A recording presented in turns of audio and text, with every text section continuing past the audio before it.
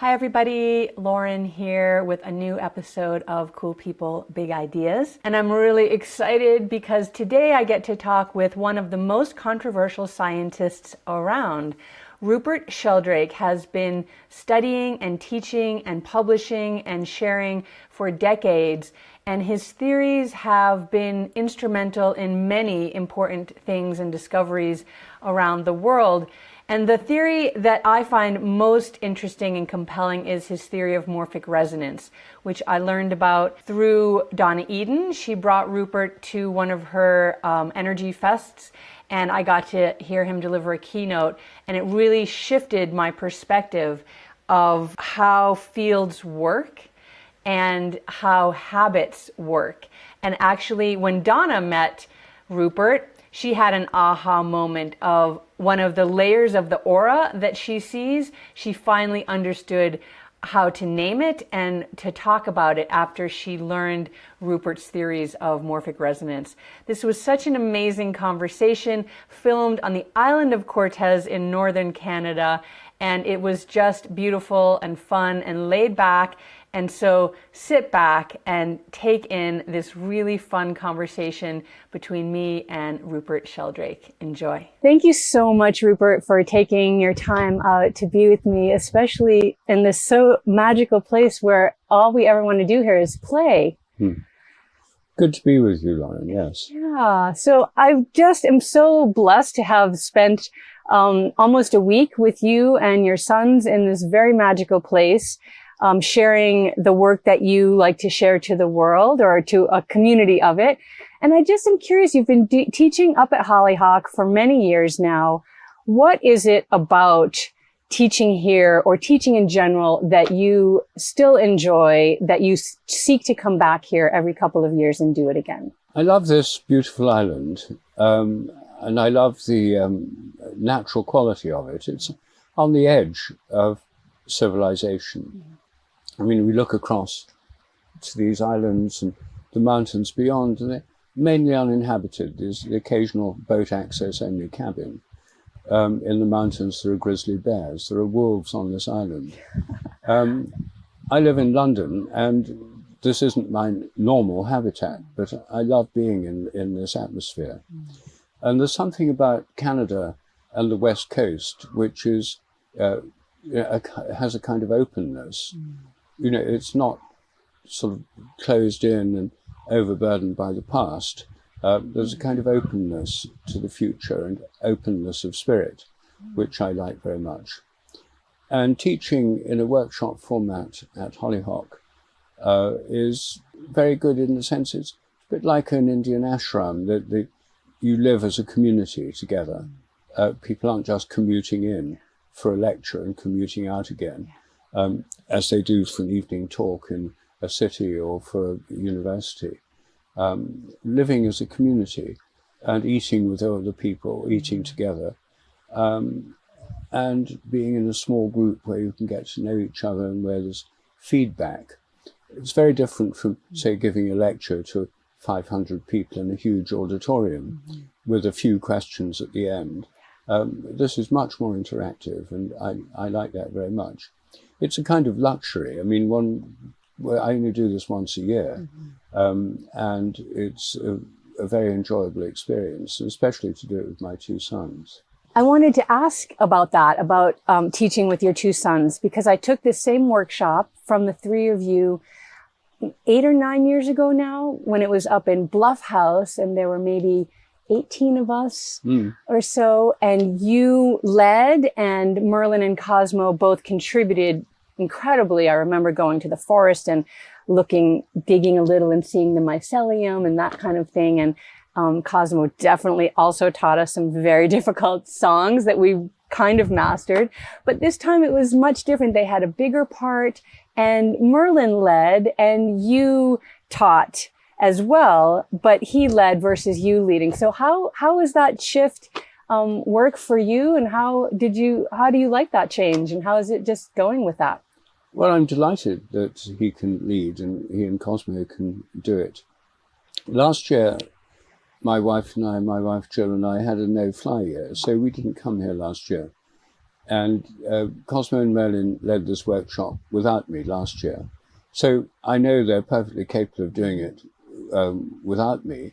They wouldn't have been when we started out because they'd never given a workshop before, and most people had never heard of them. But now they're very well known. And the fact they could do it without me last year meant I knew perfectly well they could do it without me this year as well, if necessary. So I was very happy for them to take the lead. And we're having another no-fly year next year. So it was wonderful to see that they could actually do this and do it so well. It was so beautiful watching, and of course, not watching, being part of this. And of course, Jill was there also this year, and she said that this was the first time that she had seen all three of you in action in this particular way. And of course, she contributed. And this might be a bit of a strange question, but so much of your work and Jill's has to do with archetypes. One of the things that I love about you coming here is just what you said. It's much more of a familiar way to be with presenters. There's not that kind of you're up on the dais and we're down in the pit. And so we get to know each other in a different kind of way. And I'm listening to people, and everyone has an experience, a personal experience with one of you or more, and cherishes that, as I know I do. And then you're also very archetypal as a family. I mean, you have been a scientist for decades, and we don't need to go into that, but quite controversial and at the forefront of massive changes and discoveries. And then Jill with bringing chanting, being instrumental in bringing chanting to the West, and the work that she does building on your work. And then, of course, you have these two children named quite archetypal names. It's not like, Susie and Johnny or something, or, two male names. It's not that. You gave them very archetypal names, and then they've become incredibly dominant and powerful in their respective fields. So I wonder if you think of your family archetypally, or if that's not possible to do when you're in it, or do you? Well, in it just feels like our family, with the normal kind of family dynamics. So I don't actually see it as archetypal within the family. But I certainly appreciate the way in which the other members of my family, Jill with her chanting, Merlin with his visionary mycology, and Cosmo with his wonderfully creative music, the way they're able to be so creative. I do hope and pray that we can all be channels of the creative spirit. So insofar as there's an archetype at work, I see it as one of spiritual inspiration, because it's being channels of the spirit. And I think that's what all of us would like to be and hope to be.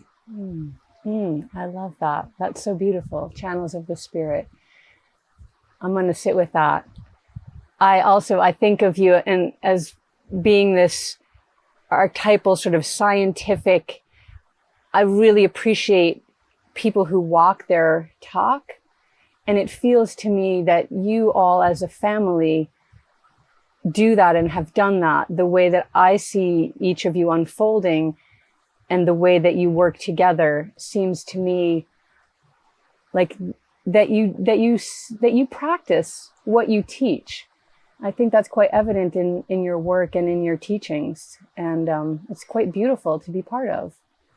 Well, I'm glad you see it that way. I mean, what I think is what I feel very blessed by is that Jill and I and Merlin and Cosmo can all be ourselves, and also that this works as a way of working. We don't have to pretend to be someone else. We can just be ourselves. And that's a real blessing. I mean, Cosmo can be himself, creating this wonderful music, which is what he'd do anyway. That's what he most wants to do. And Merlin weaves together ideas and scientific insights, and that's what he really wants to do. And I do research and think about scientific questions and the nature of nature and the links to the spirit. That's really what I want to do. And Jill does what she really wants to do. And it works for other people. So that's a tremendous blessing. It wouldn't necessarily be so, but I feel blessed that it does work that way. Yeah, that's true. It wouldn't necessarily, but it does work magically so. You just said that you feel like you're channels of spirit, and I want to maybe break down that idea a little bit, because I've been talking with another thought leader about spirit and what that means, and he says this many times. I'm an avowed atheist, and over, and he says he's an atheist and rationalist and all of those things. And we really kind of got into it about what spirit means, and is that even a necessary word, and what is it evoking that other words could just as easily evoke? Is it connected to God? You also mentioned at one point that you were an atheist when you were younger, and now you're not. I wonder if you could break down a little bit your ideas of that spirit and atheist idea. Well, I bought into the atheist worldview as part of a package of my scientific education. It was seen to be part of a package deal. The scientific worldview, as still taught commonly, is materialist. And that means that the only reality is matter, which is unconscious and purposeless. The universe is made of unconscious, purposeless matter. All the stars, the galaxies, everything is unconscious and purposeless. Animals and plants are just machines. Our bodies are just machines. And somewhere inside the head, we have a computer-like brain, which does information processing. And for some peculiar reason, unexplained by materialism, it becomes conscious in human brains and maybe animal brains, while the rest of the universe is unconscious. And our consciousness is just a product of brain activity, and when we die, it just goes blank. It's like switching off a computer. That's the materialist and atheist worldview. And it really grew out of a kind of movement in 19th century science to try and get rid of God, to try and get rid of any form of religion, and make science autonomous. And, it serves the purpose of science, because it means that scientists are like the new priesthood, the people who understand nature. The old priesthood and all religions are considered irrelevant and things of the past, and so on. It's part of a rhetoric of scientific progressivism. Well, I bought into that and I believed it, but when I had experiences, direct conscious experiences, partly through traveling in India, partly through taking LSD, partly through meditation, partly through spontaneous mystical experiences in nature, I came to the conclusion, well, it wasn't a conclusion, it was a direct experience that my own consciousness was part of something vastly greater than myself. And this is the kind of thing people call mystical experiences, the feeling we're part of something much greater than ourselves. It's a kind of direct knowing. It's not just a thought. It isn't a thought. It's a direct experience. And it's most people, well, certainly many people have had these experiences. It's not that rare. It's not as if there were just 2 or 3 medieval saints who had these experiences. Surveys show that many people in the modern world have had them through psychedelics, through near-death experiences, through spontaneous experiences of connection with nature, which can occur even in childhood. These are very common. And for the materialists, these would just be illusions produced by the brain. But if you have these experiences, they don't feel like illusions. And so you really have to choose. Do you trust your own experience, or do you trust what is in fact just a theory? Materialism is just a theory. It's a belief system. And it claims, or scientists claim, that ultimately everything's empirical based on experience. So what comes first, our own experience or a theory that ignores our own experience? So I think actually even on scientific grounds, it's more important to pay attention to our own experience. So I think that there is a greater form of consciousness than our own, of which we're part.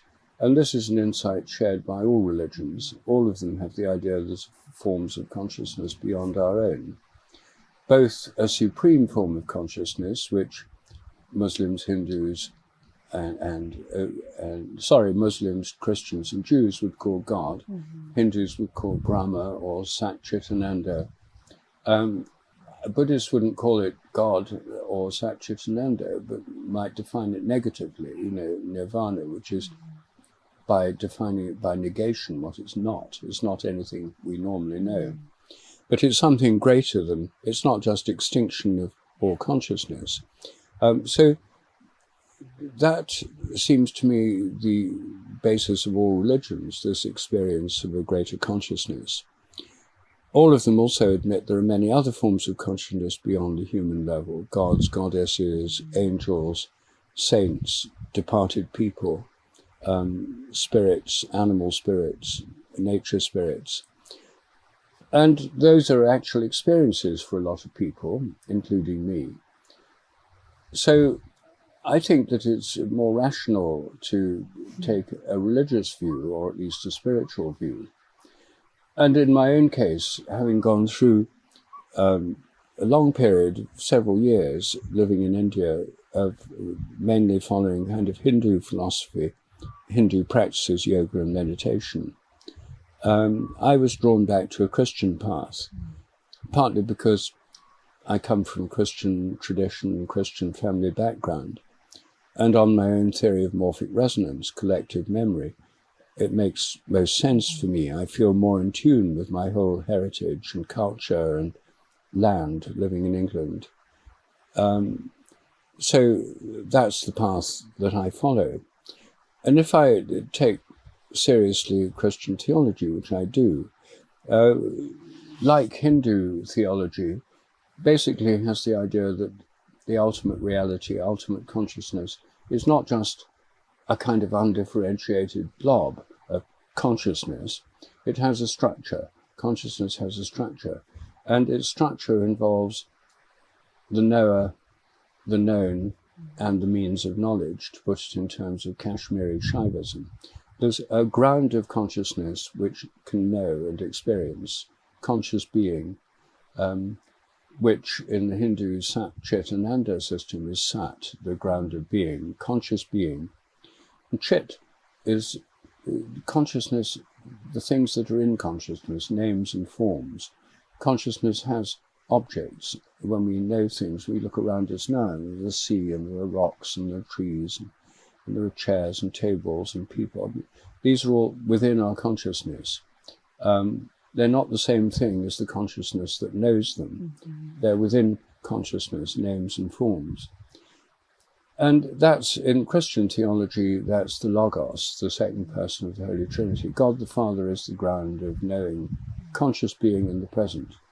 As God said to Moses in the burning bush, I am who I am. Conscious being in the present is the definition that God gives of himself or herself. I am that I am. So then the contents of consciousness, the Logos, are the names and forms. And because Christianity grew up in a Greek-speaking world, the New Testament's written in Greek, and was very influenced by Greek philosophy, the Logos is really a concept that's borrowed from or modified from Platonic philosophy. The idea of everything has an archetypal name or form in the Platonic realm of ideas. So that's the Logos part of the Holy Trinity, the ideas in the mind of God. Everything in nature is a reflection of ideas in the mind of God, which contains all possibilities. But if that were just Platonic realm, it would be eternal beyond time and nothing would ever change. But actually we live in a world where everything's always changing, and there's movement, there's activity. And so the Christian doctrine is that there's the spirit, which is the principle of flow, movement, breath, the wind, the air, the flying bird, the flames of fire. All images of the spirit are moving images.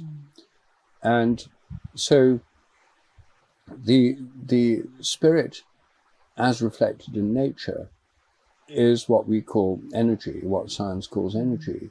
There's this energetic principle in nature, and what science calls fields.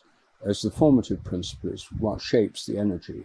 And a proton is a vibration of energy in a proton field. Matter is made of energy bound within fields, according to quantum physics. Not little bits of hard stuff like in 19th century materialism, but it's a process, an ongoing process, vibratory energy within fields.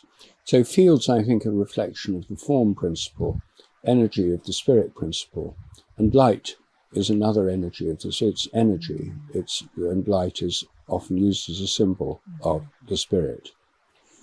So I see the spirit as the creative and active principle in all nature that sustains the activity of all nature, the wind, the air, matter itself, the light. And also, because it's the moving principle, plays a creative role in evolution. That the whole universe is expanding, and if it had never expanded, if it had remained the Big Bang without the bang, it started off less than the size of a head of a pin and billions of degrees centigrade. So there was no form, no pattern, no structure. The universe expanded and cools down. As it cools down, more and more forms appear within it. And because it's always expanding, nothing is ultimately stable within it. It's always changing. And what makes it expand is energy. Physics calls it dark energy, the energy that propels the expansion of the universe. But that's the ultimate creative force, the expansion of the universe, which drives the evolutionary process and gives an arrow to time. So I think the spirit underlies all of that. And I think it's the creative principle in human life. If we didn't have this creative spirit, we just settle down into repetitive habits. And some cultures have remained much the same for thousands of years. In the Stone Age, the rate of evolutionary change was fairly slow. You know, you look at stone axes and 10,000 years apart, and they don't change very much. We're now in a stage of incredibly rapid cultural evolution. And I think that's partly unleashed by this religious sense of the creative spirit working through humanity. So that's a long answer to your question, but I think that the spirit is the creative principle which is part of the divine nature. And the divine nature has this threefold aspect, Father, Son, and Holy Spirit, in the Christian model of it. But we see models of this Trinitarian, different Trinitarian models in many different traditions. So you could, in a sense, still use this theory, taking God or religion out of it and still having these sort of archetypal or primal forces. It's just a different lens through looking at things.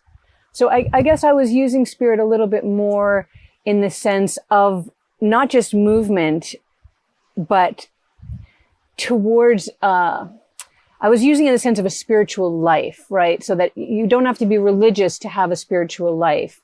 And then Sebastian Junger, who I want to talk about a theory with you, was saying that you didn't need to use the word spiritual to have this sort of heightened idea of life. But what it led to is he had a near-death experience. And as he was dying, his father, who had been dead for 8 years, came to him and said, "Come with me, I'll take care of you." And he was like, "No, I have killed children. I'm not coming with you." And when he woke up from almost dying and they told him that he had almost died, he remembered what had happened. And as an atheist, lifelong, what was that? And he had had all these premonition dreams that he was going to die. He had had this issue that had gone for a long time. He hadn't checked. So like the universe, his body was trying to give him information. And the last piece was his dead father coming to him. And so is there an afterlife?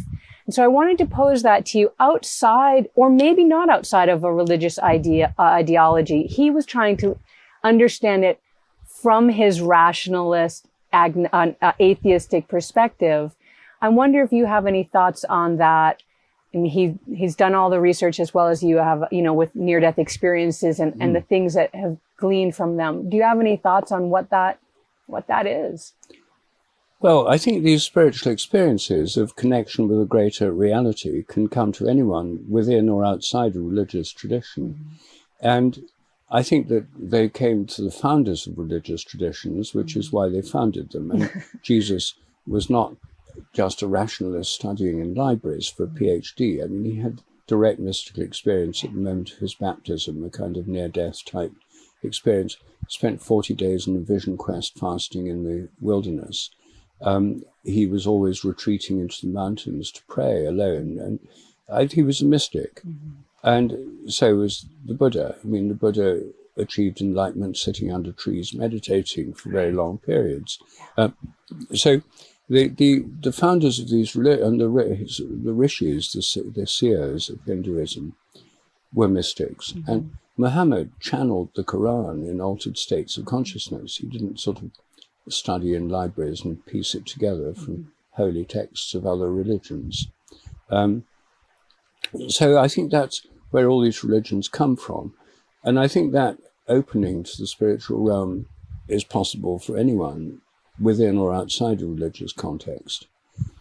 I think the advantage of religious contexts is that they provide a community spirit. You see, you can have a kind of new agey approach, which I see as a kind of pick and mix from different religious traditions. You know, a dream catcher here, a bit of shamanic drumming there.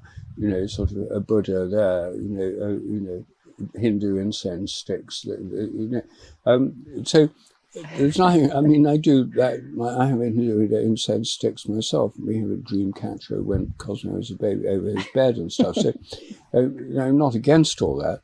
But the thing is that if you have kind of pick and mix individual, it's very Western and individualist, that approach. Each individual makes their own personal religion or spiritual practice, picking and mixing from all the available traditions. But what that doesn't give is a sense of tradition, continuity, rites of passage, and so on. And what traditional religions do is they provide rites of passage in the Christian context, you know, birth, baptism, marriages, deaths, sacraments, and so forth, confirmation, and different rites of passage. All religions and all traditions have them. You know, Native Americans have vision quests and so on. So, and you can make them up, but people who do make them up, you don't usually say, this is something I just made up myself. They usually say this is based on some ancient Native American tradition, or I was taught this by a Zulu Sangoma, or something like that. They try to root it in something more than just themselves, because the nature of ritual and tradition is to be rooted. And I think that another advantage of religions, it connects us with our ancestors in most parts of the world, China, Japan, Africa, and so on, in Mexico with the Day of the Dead. People think that the ancestors have an important role to play in our lives.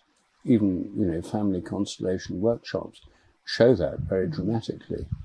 So I think that all religions have this play, the ancestors can play a role. So they link us to community, to collective celebrations through festivals, to rites of passage, to myths and stories which children can assimilate and be part of, and to community and to place. And so I think that they have a great role to play. I mean, I don't say everyone should belong to a religion. In fact, in Britain, the majority of people don't. The recent census showed 51% of the population described themselves as having no religion. So, you know, some people would celebrate that and say it's a liberation. Others might lament it because it means a kind of uprooting from traditions, from ancestral patterns, and so on. And people are thrown purely on their own devices to invent their own thing. And, you know, to invent one's own spiritual power takes a certain amount of time and energy. And a lot of it involves reinventing the wheel. And we don't sort of individually say, I'm going to make my own science. I don't believe all this authority and these professors and that kind of thing. I'll just some people do that, though. Some people do. Well, I mean, I ground it in the tradition. Yes. I mean, all my scientific papers are related to the tradition. I publish them in scientific journals, peer-reviewed journals, so I do try and relate them to the tradition. Yes. I do get emails all the time from people saying, I've never studied science, but I think Einstein was wrong. I think quantum theory shows this. And it's completely off the wall. And that's not really very helpful or valuable when people make up science for themselves. So I think the danger of spiritual but not religious is that it can involve reinventing the wheel and not connecting with community, place, tradition, etc. Although it does have this advantage, exhilarating advantage of sort of freedom and liberation. So I definitely see that point. I mean, I feel like, the practices that you're talking about is sort of what I was feeling or thinking when I was speaking about a spiritual life. And his point was, you can't, he said, I just don't believe in a God, believe in God. So it's like, you can't make someone believe. In his example was, you can't make someone fall in love, right? So you either believe or he doesn't.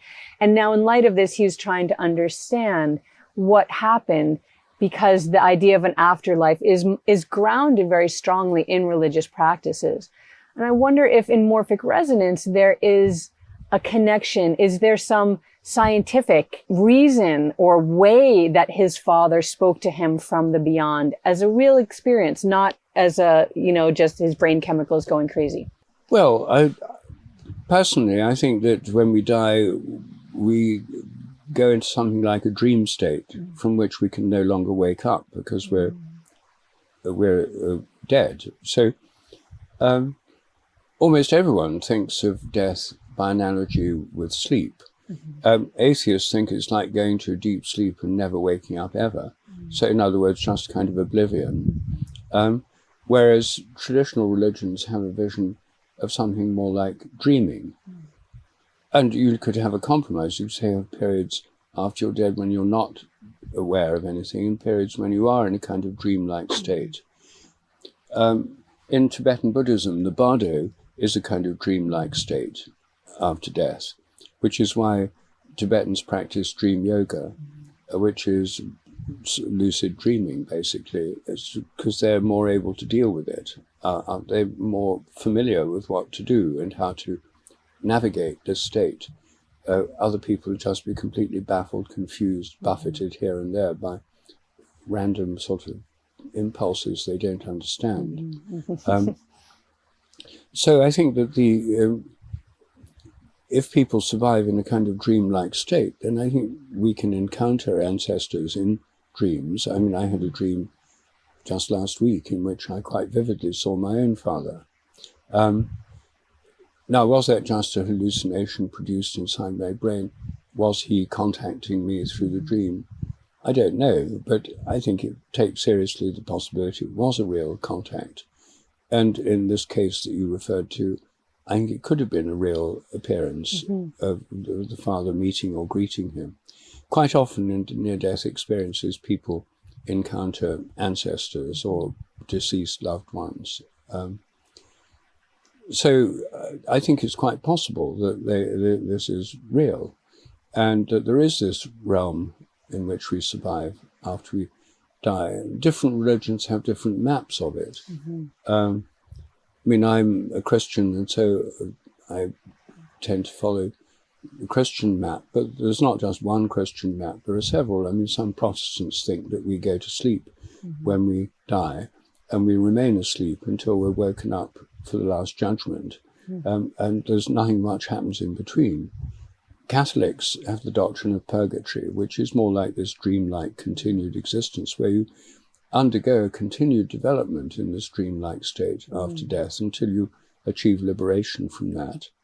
And of course, Tibetans and Buddhists in general and Hindus think that you come back reborn or reincarnated in a physical body unless you've achieved a sufficient level of enlightenment to undergo a kind of vertical takeoff and escape from the cycles of rebirth.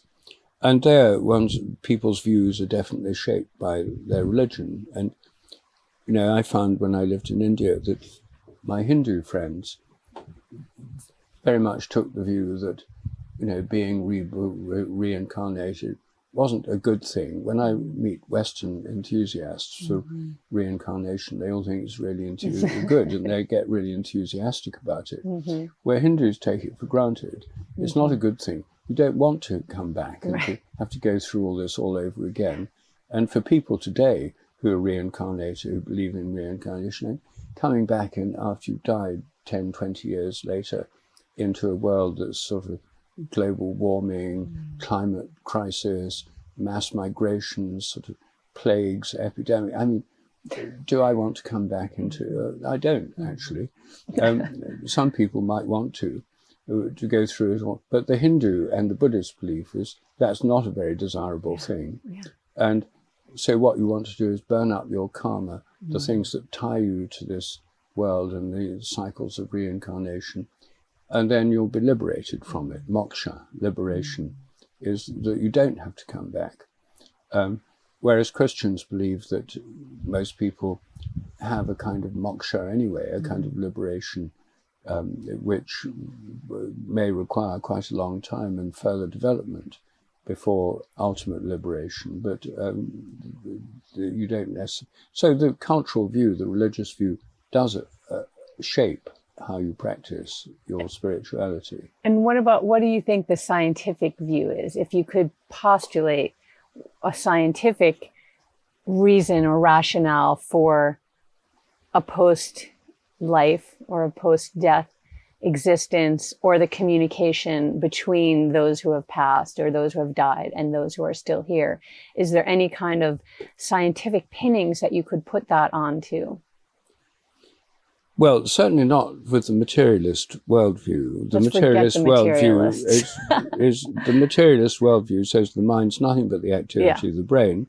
So when the brain activity ceases, the mind just vanishes and all consciousness disappears. So from the materialist atheist point of view, survival of bodily death is impossible. And all it can possibly be is a superstition, an illusion, a false belief system taught by priests and other religious leaders to exploit people for their own ends. I mean, that's the familiar atheist view of the matter. It's not usually something deeply considered on the basis of experience. It's just sort of they've heard from atheist propaganda and they simply repeat it.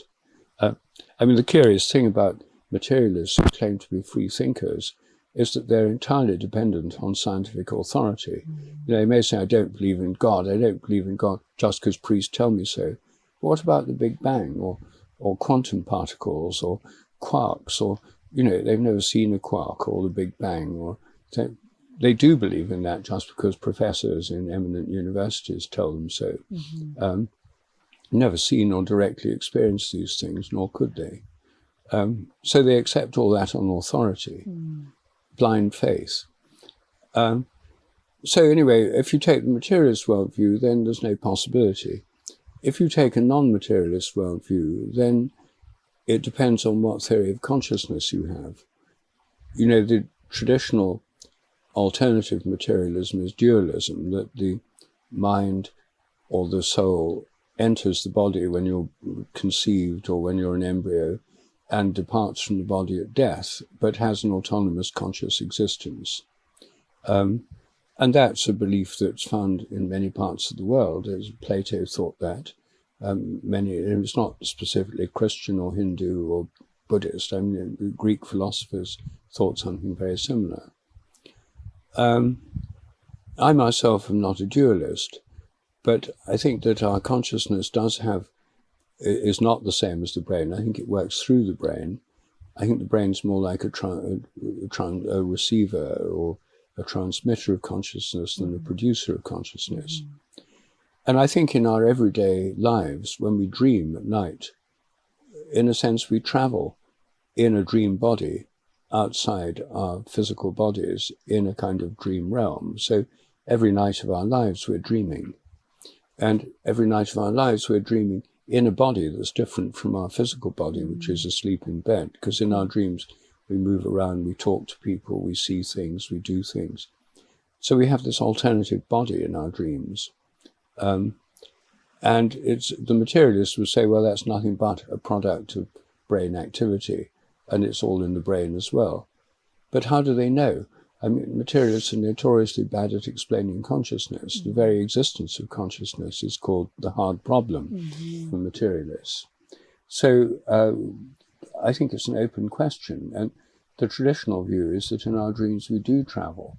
We travel into other realms, virtual realms, dream realms. And some of those realms we can experience in a more heightened sense through psychedelic experience. And I think psychedelic experiences are like going into the dream realm, but more vividly and more consciously than in dreams.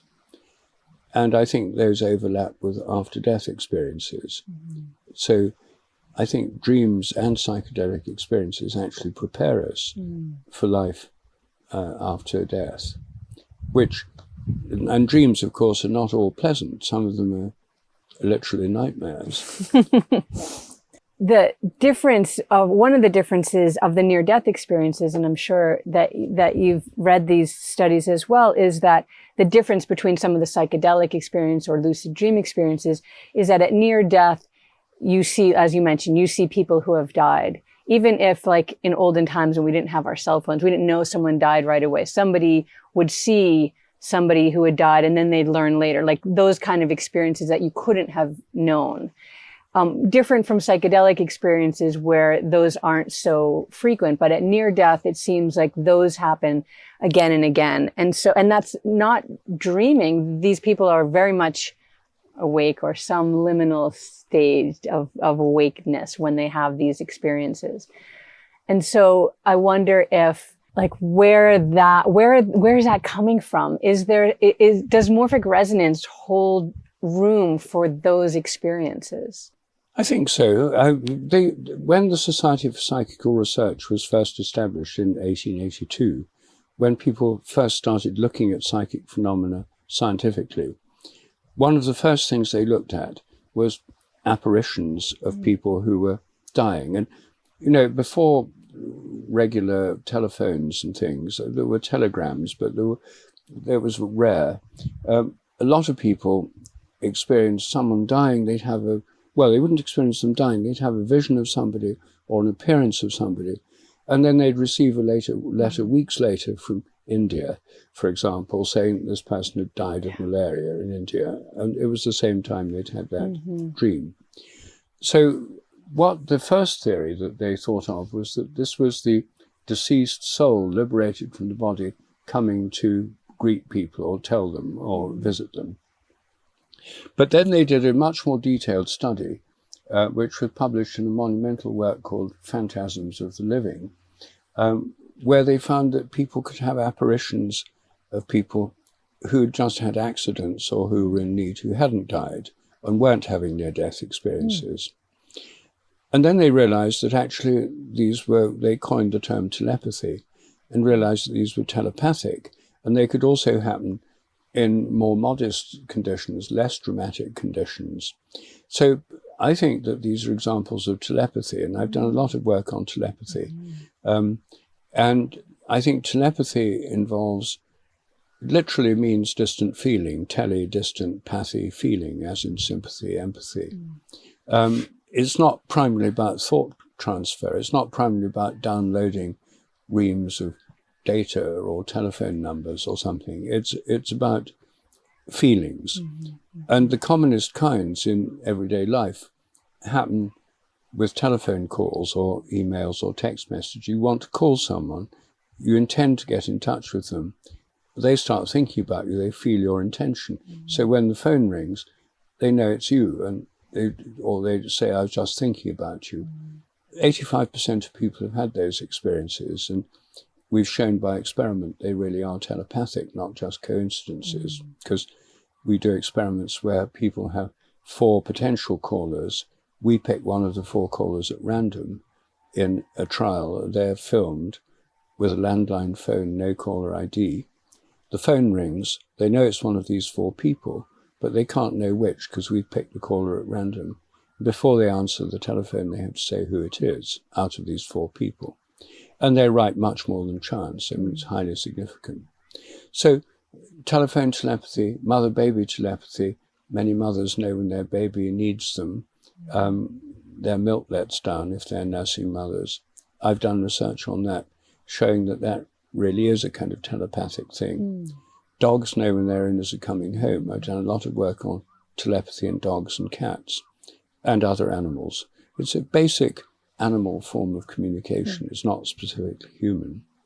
And it happens most at times of need. When a baby wakes up and is crying, it needs its mother. And the mother, if she's miles away, feels the baby's need. Her milk starts breast starts squeezing out milk. Her milk lets down.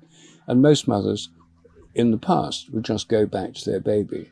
Now they call home on a cell phone, and they usually find the baby is indeed in distress, and then they go home. So this is very basic, and I think that accidents and death are much more extreme versions. And I think we're linked to members of social groups through social bonds, which are part of a morphic field of the social group. I think we resonate with other people within that social group. And there's a kind of resonance between people. So if I start thinking of you, and you might start thinking of me, especially if I am in need and want to get in touch with you. So I think it's how telepathy works. And I think that these experiences when people know another person's dying or has had an accident are not so much after-death communications as telepathic. However, it's now well known that about 50% of bereaved people experience the loved person usually within a few days after death. They often feel their presence or hear them or feel a touch from them, as if they're saying goodbye or reassuring them that all's well. And they usually do find it very reassuring. And I recently published a paper just 2 or 3 months ago, based on hundreds of case studies showing very similar things happen with deceased pets, dogs and cats. That people feel their presence, they feel that a cat jump up on the bed and snuggle up with them, and then they realize the cat's actually dead, even though they really felt it with them, or they see their deceased dog. So those, I think, maybe, again, they could be just hallucinations or grieving people with tricks of their memory and stuff. That's, of course, the rationalist account. Or they could be real attempts at contact or contacts from the deceased. And what the evidence you could interpret either way.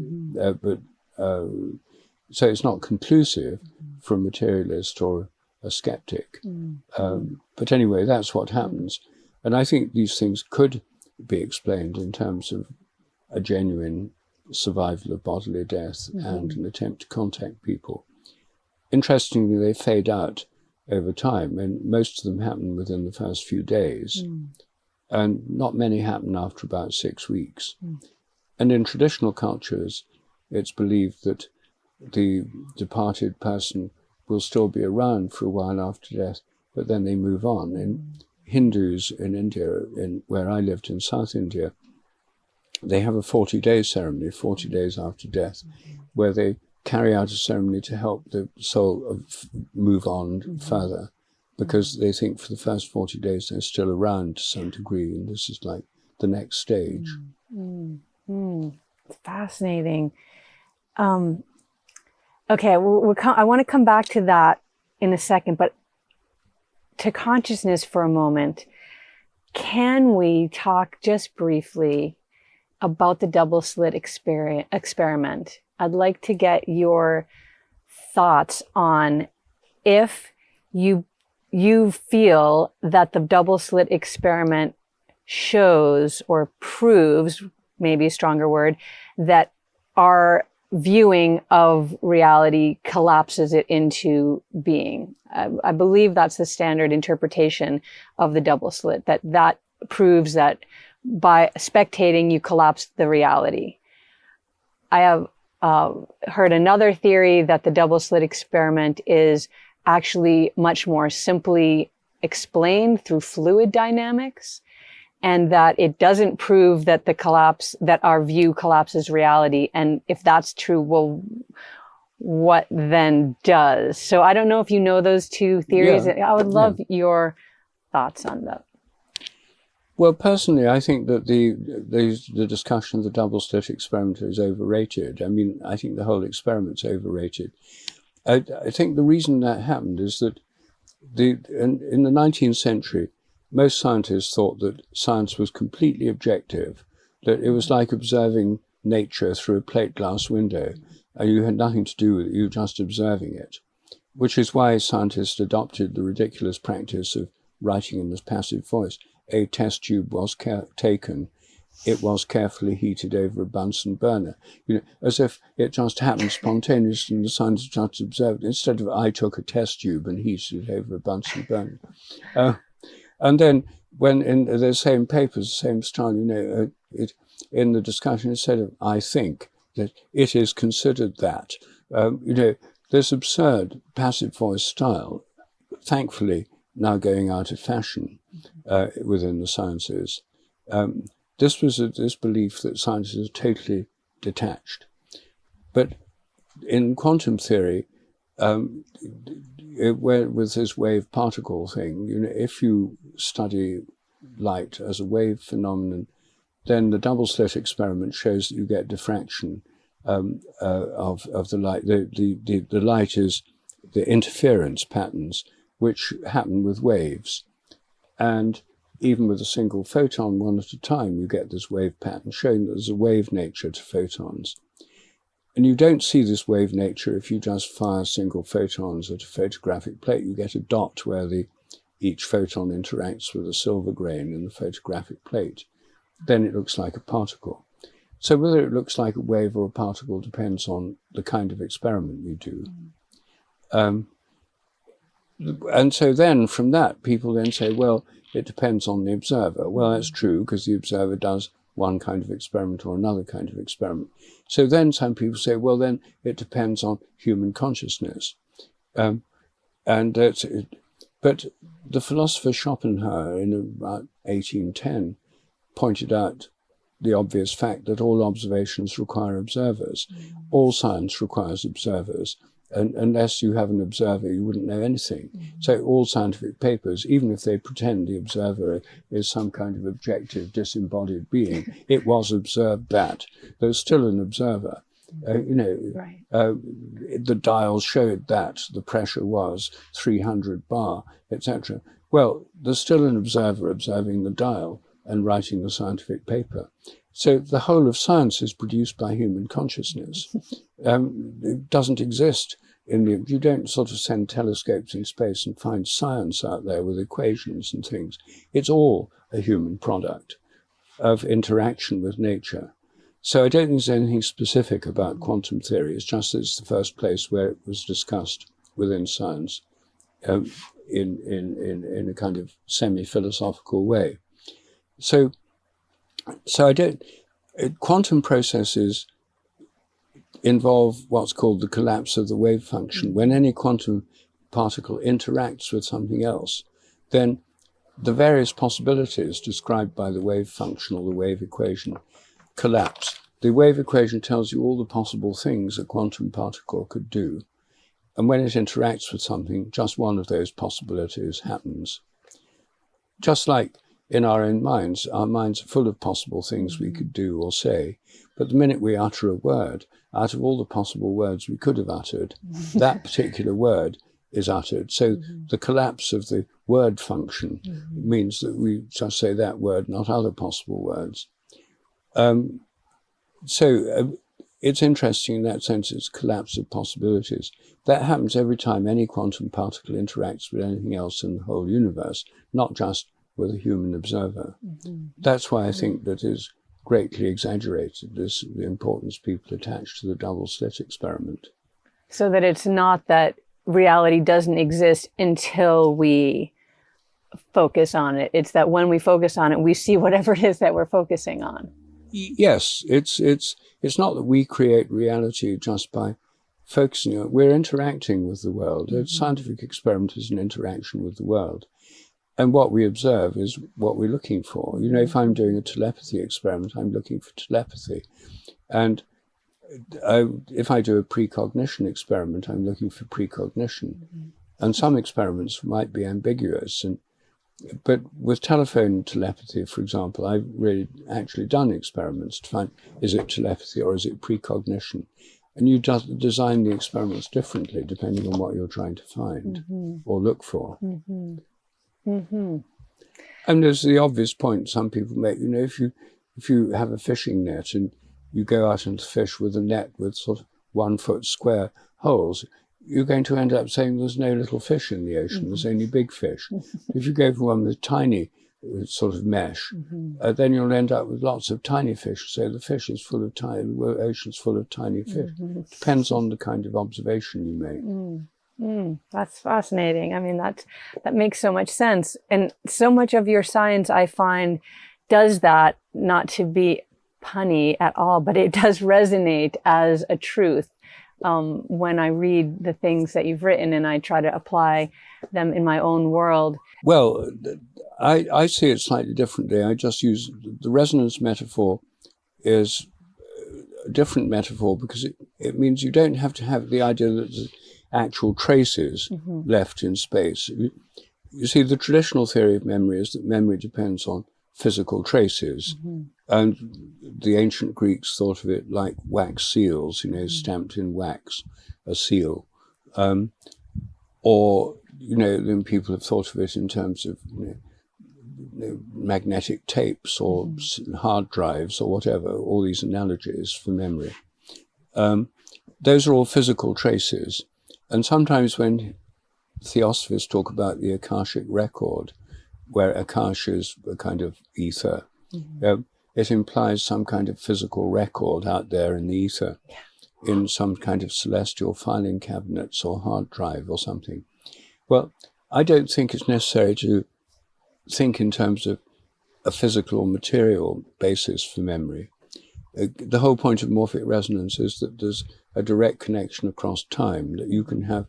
I mean, the difficult to understand bit is this resonance across time, that without any connection in space or time as we know it, maybe going through other dimensions, of which there may be many, even in modern physics, there's lots of extra dimensions, that something in the past, like something that you may have experienced with your father 30, 40 years ago, that you can resonate with that, and there's a direct link across time.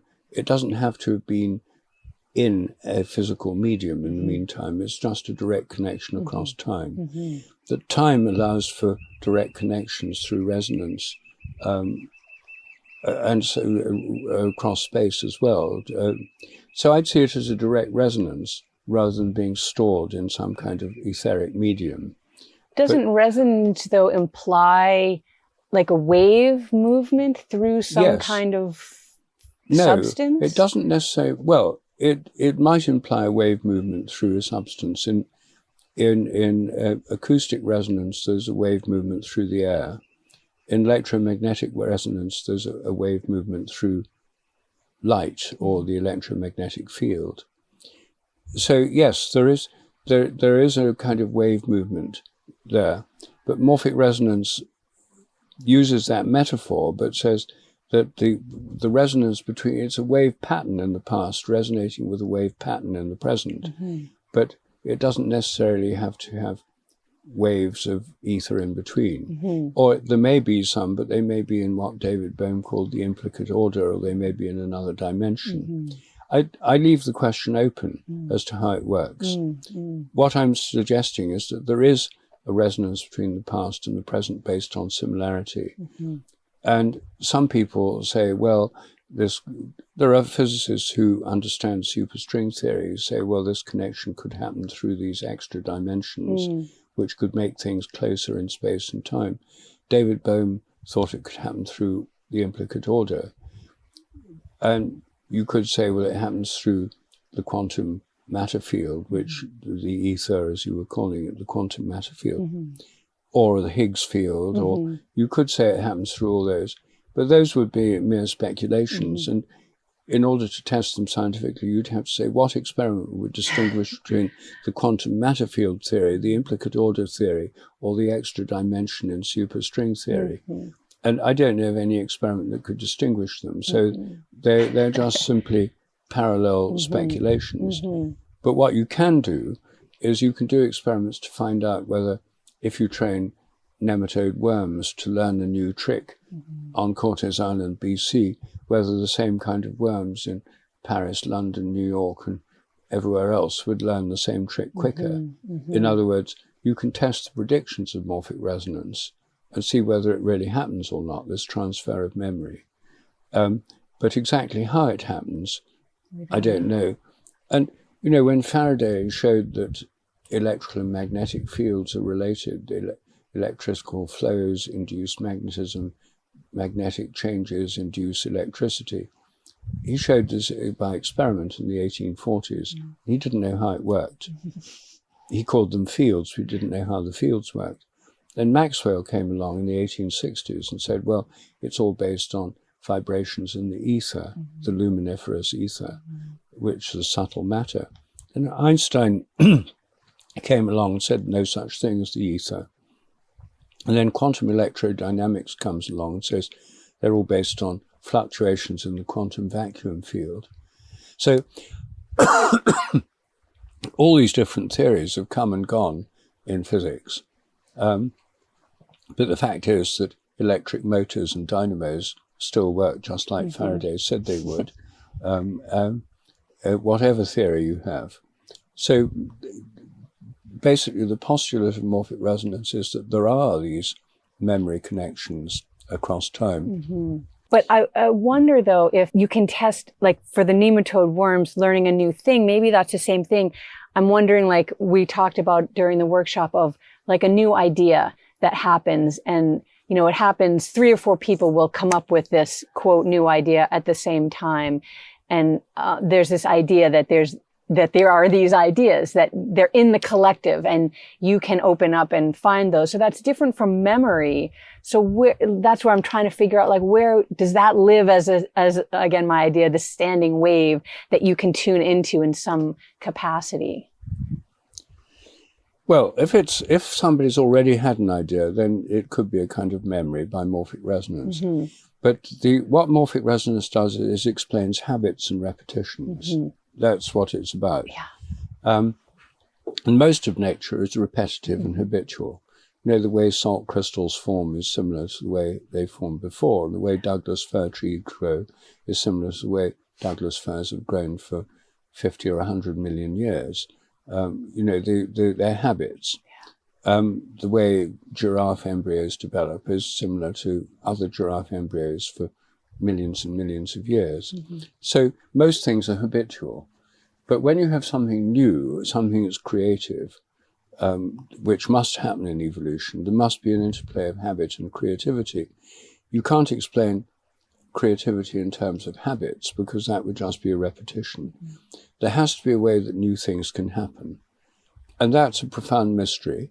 And that again depends on your metaphysical worldview.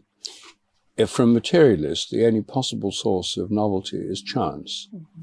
So that's why they say evolution depends on chance mutations, random events, for which there's no purpose, no reason, no vision, no order, no predictability.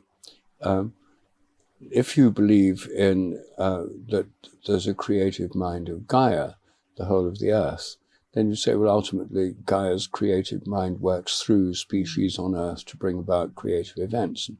If you believe there are creative spirits like angels, Alfred Russel Wallace, who thought of evolution at the same time as Darwin, thought that it was guided by angels, intelligent beings that creatively guide the evolutionary process. Then that's another theory. If you think that the morphic fields of the whole solar system guide evolution on Earth, or the whole galaxy guide evolution in the solar system, you can have top-down causes of creativity.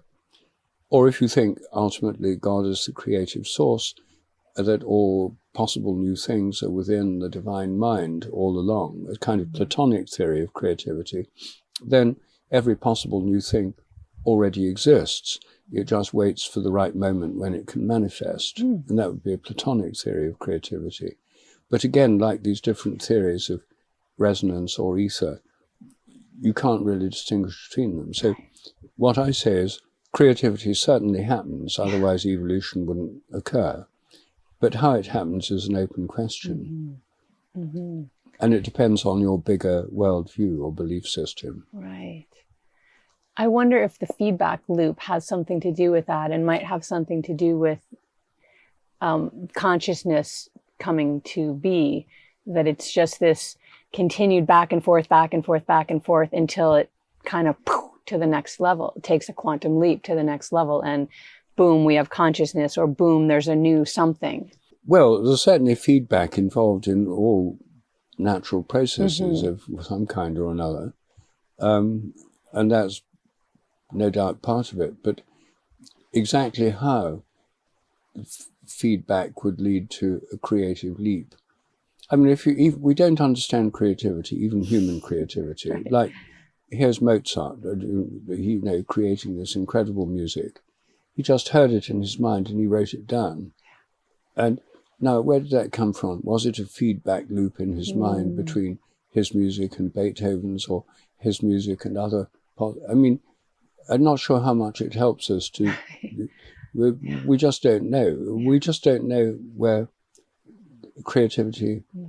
I think it comes that it's inspired from the Holy Spirit, to come back to the beginning of our conversation. Ultimately, that there's a creative spirit working through nature. But it can, you and I can be creative, the earth can be creative. There's a kind of openness to creativity in all nature and in all humans, potentially.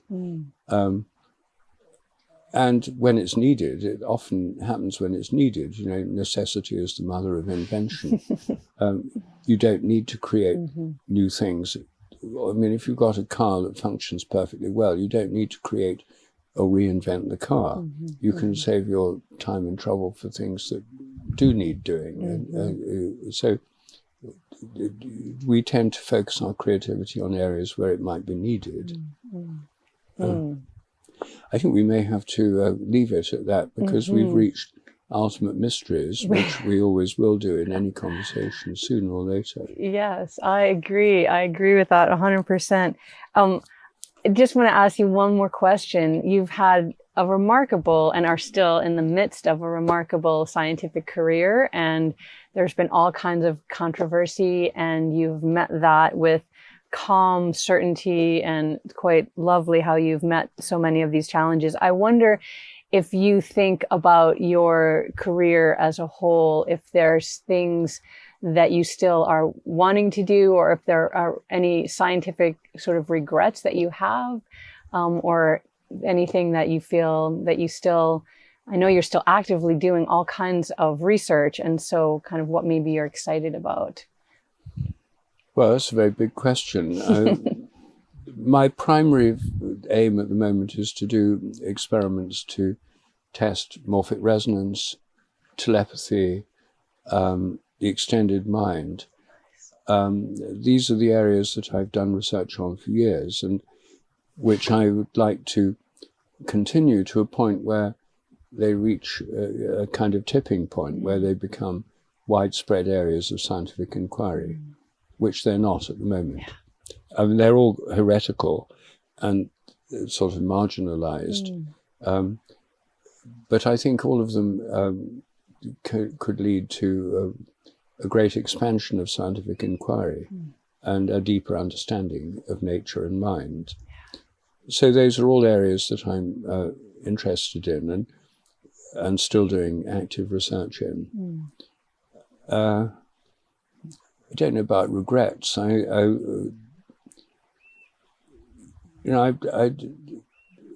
It's not just, there's a lot I can't do by myself. Science is a collective endeavor.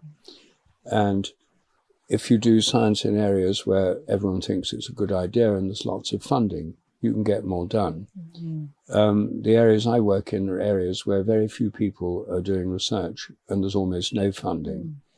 And also people are afraid to do research in these areas because they might get attacked. Well, I get attacked. So it's not an unreasonable fear. And most people are motivated to both by curiosity and by fear. You know, and for people who've got a mortgage to pay and kids to educate and stuff, then it's very risky to do anything unconventional in science. So that is a big problem. But if there were more sources of funding, and if people felt they could make a scientific career of doing research in these areas, there are plenty of people who'd like to do it if they could. So part of it is a sociological or economic question, how to create the conditions where people feel it's possible to do research in these areas, and where they could actually do it without destroying their career. Then I think we'd see a major change. But that's not all something that I have personal control over. I don't control vast amounts of funding. I don't control the way in which scientific careers are made or broken. And that's all to do with the larger community and sociology and economics and culture and so on, in which arts and the arts and politics and all play a part in these kinds of discussions. I hope that comes to pass, because I do think that your research is so applicable to what's going on in the world today, to know how we are so connected and how we can communicate in other ways and actually have and know and understand the science behind that. Because, as you said, so many people have that experience. It is not paranormal. It is actually quite normal. Yes. And so I hope for that as well. Yeah.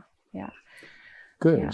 Thank you so much for taking this time. It's always a pleasure to speak with you, Rupert. Pleasure, Lauren. Yes.